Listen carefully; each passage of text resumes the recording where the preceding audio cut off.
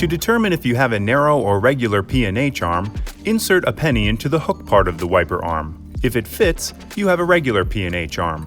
If it's too large, you have a narrow P&H arm. Here's how to install a Rain-X Discover wiper blade on a regular P&H arm. First, remove the pre-installed adapter from the wiper blade. Grab the end, rotate up, and pull away. Locate the packaged adapter labeled B. Align the B adapter so that the arrow on top is pointing in the same direction as the arrow on the base. Insert the front of the B adapter into the slot in the base. The adapter should catch. Press firmly until it locks into place with a click. After you've removed the old wiper blade, make sure the wiper arm is in the up position.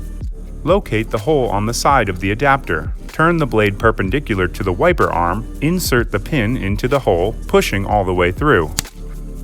Rotate the blade down until it locks into place with a click. Tug on the blade to make sure it's properly fastened, remove the yellow plastic squeegee cover, and lower the arm gently onto the windshield.